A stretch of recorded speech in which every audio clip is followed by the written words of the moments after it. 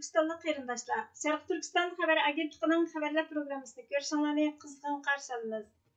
Ən aldı bilan xəbərlərimizin qısqaça məzmununa göz ataylı. Amerika-Xitay strategik rəqabət alayda komiteti Uyğurlar və Tayvanga əlaqədar tavsiyələrini qəbul qıldı. Xitayning Amerikadakı elçixanası Xitay yurttaşları və oquvchilarini Xitay elçiligi bilan həmkarlaşışqa çağırıq qıldı. Berkleyning Xitay bilan 200 million dollarlıq qalayimqan kelishim tuzganligi oshkorlandi. Tönde təfsili məzmunlarını diqqətinizə sunumuz. Amerika-Xitay strategik rəqabət alayda komiteti Uyğurlar və Tayvanga əlaqədar tavsiyələrini qəbul qıldı. Washington nazoratçisi xəbər torining 24 may günüdəki xəbərə qaraganda, Amerikaning Xitay bilan bo'lgan rəqabətini asos qilgan Amerika-Xitay strategik rəqabət alayda komiteti zo'r ko'pchilikning ma'qullashidan o'tgan Xitayning Sharq Turkistondagi Uyg'ur va boshqa Turkiya xalqlariga qarata yurgizayotgan irqiy qirg'inchilikni to'xtatish, Tayvanga bo'lgan tahdidni azaytishni maqsad qilgan ikki turlik siyosat taklifini qabul qildi. Bu taklif oylardan beri davomlashgan Xitoyning irqiy qirg'inchiligiga aloqador isbot anglash yig'ini.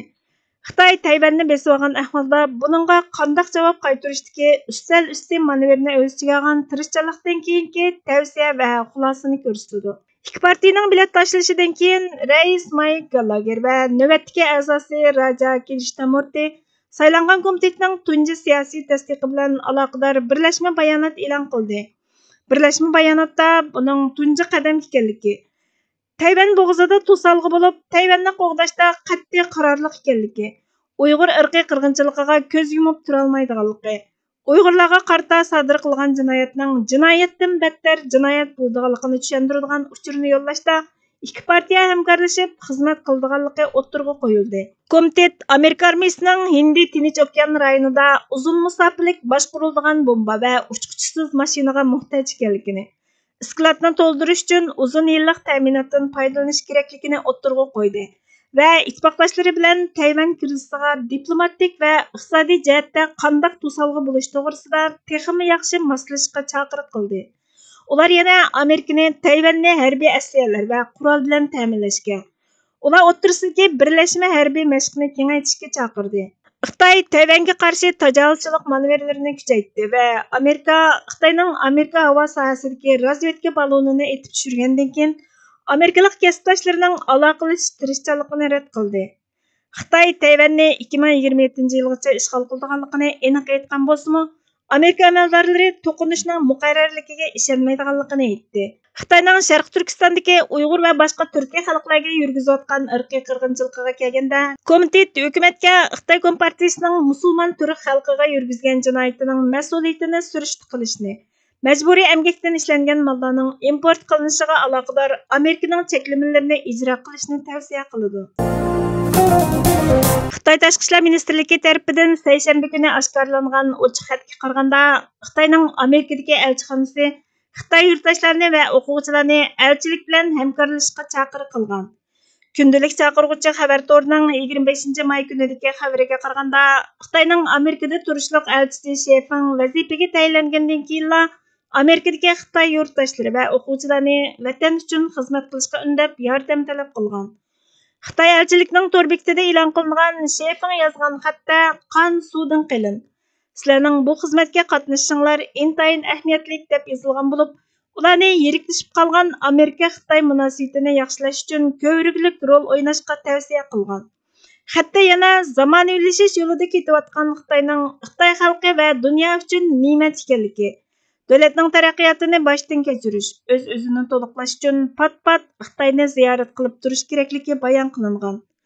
Xatning inglizcha yozilgandan qaraganda, yolg'iz Xitoy vatandoshlari va o'quvchilarni ko'zda tutib qolmasdan, balki yana Xitoy amerikaliklar Xitoyga ziyoratga berishga taklif qilingan. Xitoy elchi Shefengning yana bir parcha xatimi inglizcha yozilgan bo'lib, Tinch okeanni ziyorat qilganlarning nurg'unlagan qiyinchiliklarni boshdan kechiradiganligi bayon qilingandan, Amerikada o'qiyotgan o'quvchilarni ko'zda tutganligi ma'lum bo'lgan. Xatda Xitoyning milliy gullanish tushining nasldan naslga yoshlarning qattiq tirishishi orqali reallikqa aylanadiganligi bayon qilingan. Shefeng Xitoy Kompartiya a'zosi bo'lib, Xitoy Tashqi ishlar ministrligining sobiq muavin ministri. 2022 yil dekabrda vazifasi tamomlangan Xitoyning Amerikada turishliq burunqi elchisi Chingangning o'rniga vazifaga o'ltirgan. 2023 yıllık bir bilet tashlashga qaraganda faqat 15% Amerikaliklar Xitoyga qarata aktiv pozitsiyasiga ega ahvolda Shefang bosh elchilik vazifasini ustiga olgan bo'lib, bu tarixdagi eng tuvan saviyadan iborat ekan. Burunqi bir ingliz elchisining xotirlashicha, Tiananmen vaqasida %34% Amerikalik Xitoyga qizg'in pozitsiya bildirgan. Xi Jinping davrida kishini cho'chitadigan Uyg'ur irqiy qirg'inchiligi va Covid to'g'risidagi dokladlar e'lon qilingandan keyin Amerikaliklarning Xitoyga bo'lgan qarashi pasib holga tushib qolgan. Daily Beast xabar torining 22 may kunidagi xabariga qaraganda, Kaliforniya universiteti yaqinqi 8 yilda Sazgur birlashma texnika shirkati uchun Xitoyning $240 million mablag' solganligini Amerika hukumatiga oshkorlamagan. Kaliforniya universiteti Amerika tarafidan kishilik huquq dafsanchiligiga chetishliq bo'lganligi uchun qora tizimlikka kirgizilgan shirkat bilan hamkorlashgan texnika turidan iqtisodiy yordamga erishganlik uchun bu turni Amerika hukumatiga doklad qilmagan. Shinji shaharlik hukumatning Xitoyga universitet tadqiqot markazi qurish uchun $220 million mablag' solganligini 2018 yildan beri yoshirib kelgan bo'lib, tadqiqot markazining qurilishining texnik tamomlanmaganligini sabab qilib ko'rsatgan.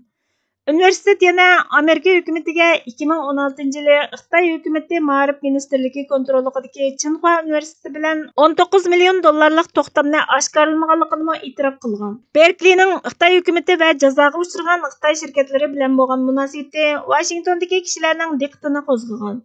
Amerika tadbir belgilovchilari Amerika texnikasining Xitoyga eqib ketishiga bo'libmi, harbiy iltimosi borlarga texnik ko'ngil bo'ladi. Bu tür Tsinghua Berkeley Shenzhen instituti deb ataladi. Berkeley va Tsinghua universiteti qo'llagan birlashma tadqiqot tashabbusi bo'lib, Huawei va Amerika hukumati qartizimlikka kirgizgan boshqa 10 necha Xitoy shirkatimi bu institutni sanoat maslahatchisi sifatida qo'llagan. Berkeley Tsinghua Shenzhen instituti orqali Xitoy hukumati bilan odatdan tashqari yaqin hamkorlik o'rnatgan. Berkeley azaldan federativ hukumatga Tsinghua Shenzhen instituti uchun Xitoydan olgan iqtisodiy yordamni oshkorlamagan. Bu institut 3 tadqiqot markazining ichiga joylashgan 18 tajribaxonani o'z ichiga oladigan bo'lib, har birisi davlat bexatarligiga munosabatli tadqiqot rayoniga markazlashgan. Davlat bexatarligi, fan texnika, sonliq ma'lumot ilmi, muhit ilmi, yangi energiya ishlab chiqarish, ommaviy sog'lomlik va naqd dori qatorliqlarga munosabatli ekan. Düşmanlar ziminimizni besib olgan bo'lsa, shayton va uning askarlari qalbimizni besib olgan va ideyamizni bulg'atgan bir davrda yashayapmiz. Agar millat pokiz qalb va sog'lom ideya bilan Parvardigorning yo'liga qaytmasa, Alloh bu millatga jazo sifatida musallat qilgan tajovuzchilikni ko'tarib o'tmaydi va vatanini qaytarib bermaydi. Qalbimiz oxiratni unutib, dunyoga dum tushgan. Ideyamiz to'g'riliqni yo'qotgan, axloqimiz buzilgan. Ümit Allah'a emas, başqalarga bağlanğan, özümüzge işençimiz bo'lmagan, aqlimiz sebep natija qonuniyatiga uyg'un holda imkoniyatning yetishicha harakat qilishga amal qilmagan bo'lsa, millatimizning xo'rliqdan, vatanimizning mustamlikidan qutulishidan so'z echish mumkin emas. Abdurahmon Jamal Kashg'ari. Bugungi xabarlarimiz bu yerda oxirlashdi. Bizga vaqt ayirganingiz uchun ko'p rahmat. Kelar qitimli programmamizda ko'rishguncha Allohga omonat bo'lgaysizlar.